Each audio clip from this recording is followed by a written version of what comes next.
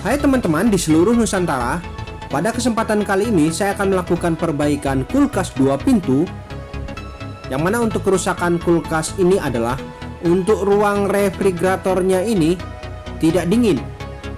Ya, di sini untuk pengaturan suhunya sudah dimaksimal dan modelnya di sini yaitu GR-H39ET.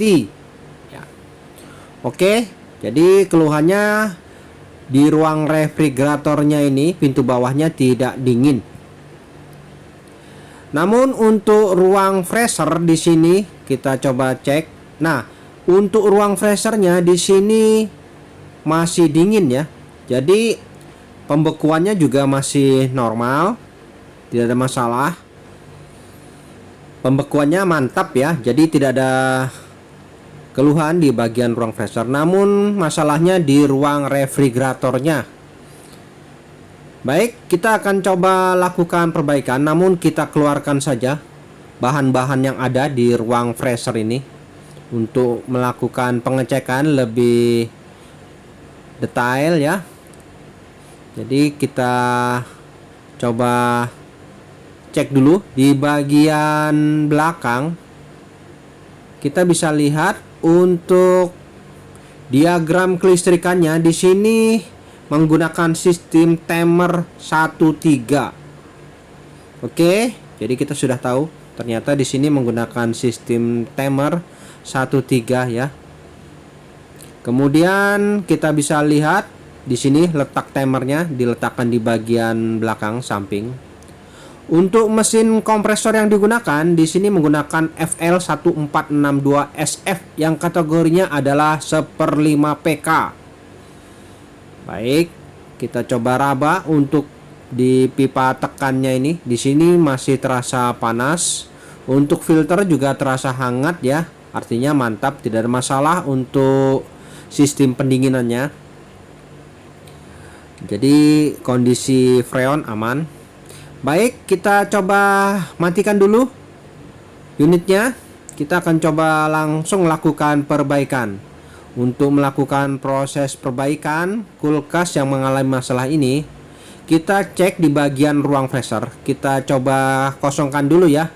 Untuk bahan-bahan yang ada di ruang freezer ini, kita akan coba lihat bagaimana kondisi evaporator di ruang freezer ini. Oke, saya coba keluarkan dulu ya. Saya pindahkan dulu supaya lebih enak. Baik teman-teman, di sini sudah kita pindahkan bahan-bahan yang ada di ruang freezer.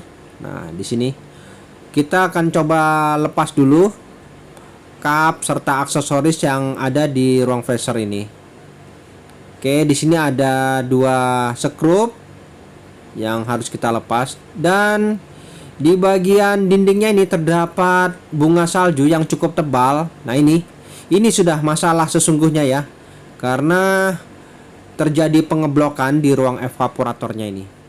Oke, langsung saja kita akan coba bongkar di bagian kapnya ini. Di sini ada skrup. Di bagian aksesorisnya ini kita coba lepas dulu. Nah, jadi untuk keluhannya di saat kondisi seperti ini paling enak kita melakukan pengecekan kerusakannya letaknya di mana. Kemudian di sini ada 2 skrup lagi pada dinding freezernya ini. Di sini kita coba buka ya. Nah, ini terjadi pembekuan ya. Skrupnya sampai tertutup bunga salju. Oke, kita akan coba bongkar kapnya ini dan kita bisa lihat apa yang terjadi di bagian evaporatornya ini.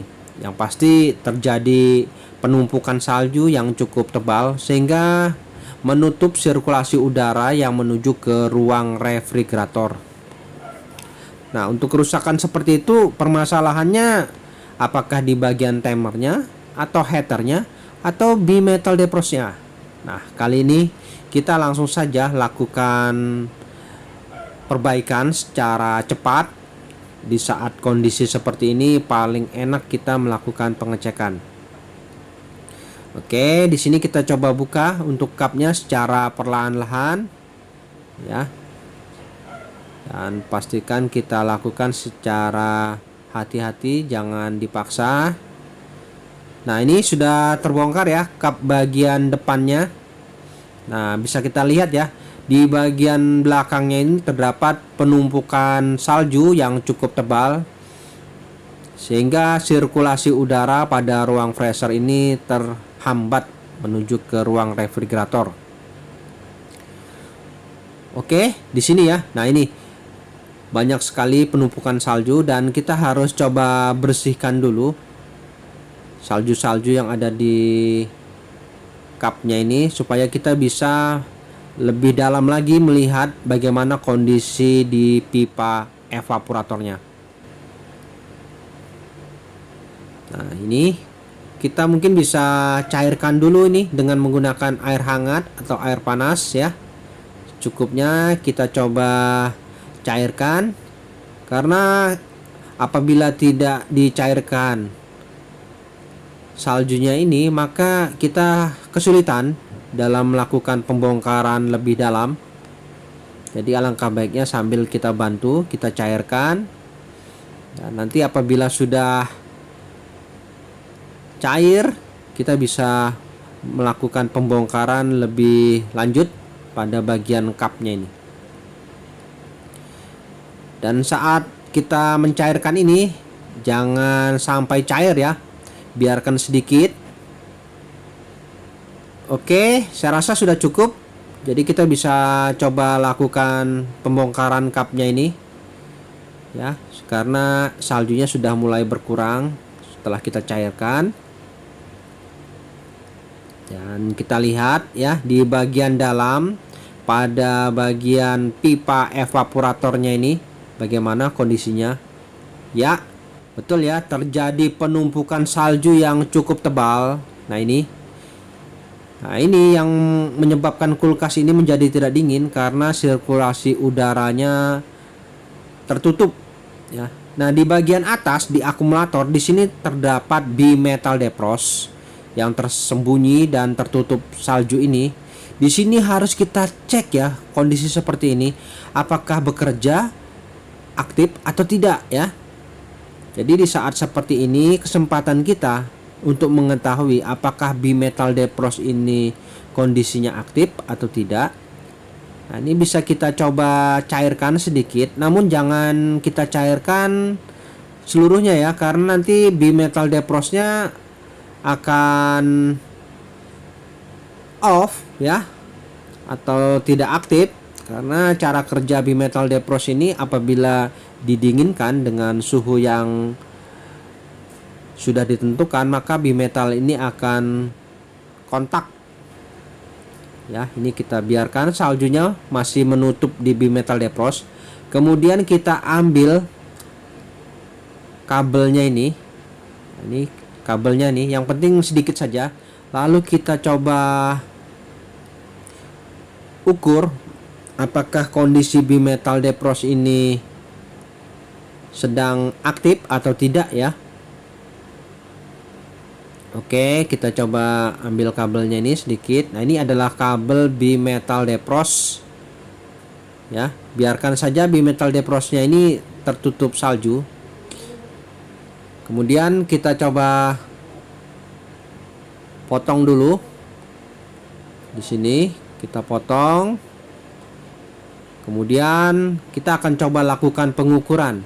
Dalam kondisi seperti ini, apakah bimetal defrostnya ini menghubung atau tidak ya. Jadi kita sudah tahu masalahnya nanti di mana. Apabila kondisi bimetalnya ini terhubung, artinya bimetal ini kondisinya masih normal. Namun apabila kondisi bimetal ini putus, maka sudah pasti kerusakannya di bimetal defrost. Oke, kita siapkan multitester untuk melakukan pengukuran. Ini arahkan saja di skala kali 1 atau ohm, bisa bebas saja ya, tidak masalah. Oke, kita kalibrasi terlebih dahulu ya. Menghubung ya, coba kita ukur untuk bimetal defrostnya ini, apakah kondisi seperti ini terkoneksi atau mengontak. Oke, coba saya lakukan pengukurannya. Coba perhatikan. Nah, ini. Oke, setelah saya lakukan pengukuran ternyata tidak ada kontak, artinya ini bimetal ini tidak bekerja ya. Seharusnya kondisi seperti ini bimetal ini harusnya bekerja, namun ternyata tidak. Jadi memang positif kerusakan di bimetal depros. Oke, selanjutnya kita bisa cairkan saja semua untuk mengganti komponen bimetal depros ini dengan yang baru. Nah, ini kita coba cairkan saja. Jadi caranya seperti ini untuk memastikan apakah kerusakan ini di bimetal deprosnya atau timernya atau heaternya. Dengan cara ini kita langsung bisa tahu dengan mudah bahwa memang kerusakannya positif di bimetal depros. Nah, ini bimetal deprosnya ya. Kita langsung saja lakukan pergantian dengan yang baru ya. Oke, saya coba siapkan bimetal depros yang baru. Ini seperti ini. Bentuknya berbeda namun fungsinya sama saja ya, tidak ada masalah ya. Oke, kita ganti saja bimetal ini dengan yang baru. Dan cara pergantiannya kita letakkan seperti asal ya. Diletakkan di bagian akumulatornya ini, yaitu tempat dimana dingin yang dihasilkan pada sistem kulkas ini adalah tempat yang paling maksimal. Oke, selanjutnya kita coba langsung lakukan penyambungan pada kabel bimetal depros yang baru ini. Untuk proses penyambungannya ini tidak masalah ya, bolak-balik, karena bimetal depros ini hanya sebagai switch. Apabila bekerja dia akan menghubung, dan apabila off maka dia akan memutus. Oke, kita coba lakukan penyambungan bimetal depros dengan yang baru. Dan untuk komponen yang lain saya rasa mungkin tidak ada masalah, namun tidak ada salahnya bisa dilakukan pengukuran untuk heater, fuse. Namun saya rasa tidak ada masalah karena di sini kita sudah merasa yakin bahwa di saat kondisi terjadi pengeblokan ini bimetal deprosnya tidak aktif karena mengalami kerusakan. Oke, kita langsung lakukan penyambungan. Dan usahakan dalam hal proses penyambungan ini kita lakukan secara baik dan benar agar tidak salah. Nah, ini kita coba isolasi yang erat.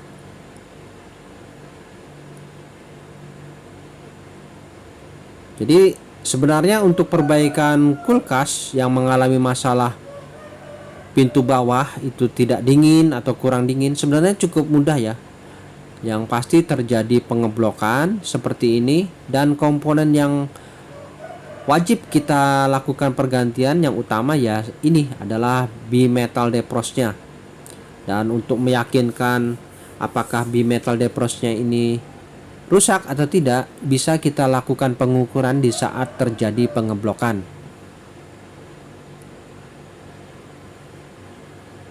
Oke, kita coba isolasi dulu sambungan kabel yang menuju ke bimetal depros ini.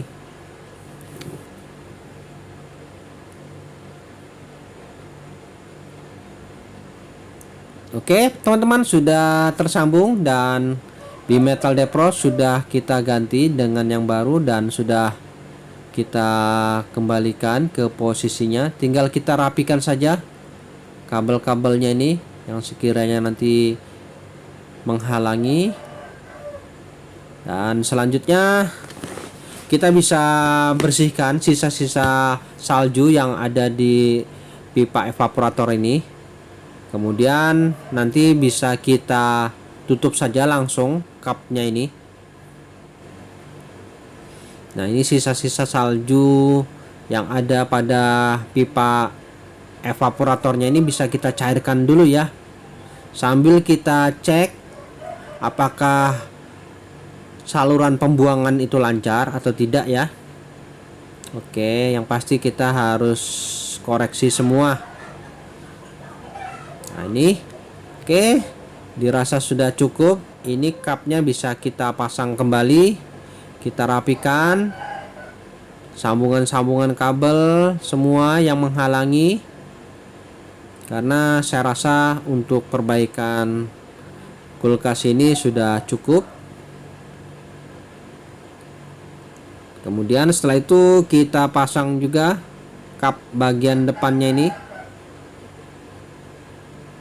Nah, ini lakukan secara bertahap. Cek juga untuk saluran pembuangan apakah sudah lancar, tidak buntu. Semua harus kita cek.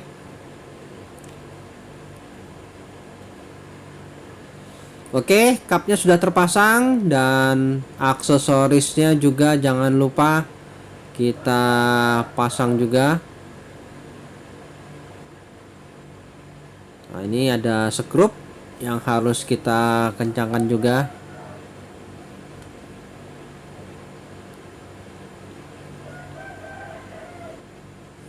Oke, kita rapikan dulu ya untuk aksesoris serta kap-kapnya ini.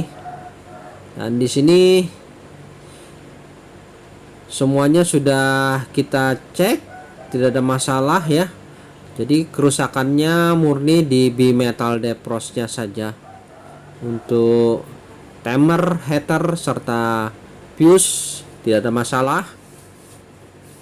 Oke, sudah rapi dan selanjutnya tinggal kita lakukan pengetesan. Nah, ini kita lakukan pengetesan dan pastikan untuk mesin kompresor aktif ya, mantap. Dan bisa kita cek juga untuk dindingnya ini sudah mulai terasa hangat. Oke, saluran pembuangannya ya lancar ya. Di sini ada genangan air, mantap ini, tidak ada masalah.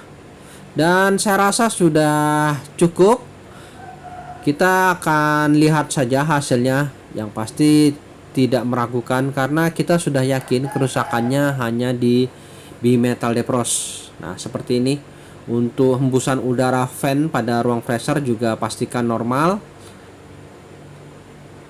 Ya. Seperti ini saja teman-teman.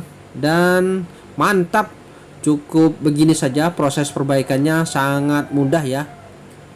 Baik teman-teman, sampai di sini dulu perjumpaan video saya dan kita akan ketemu lagi pada video-video saya selanjutnya. Sampai jumpa.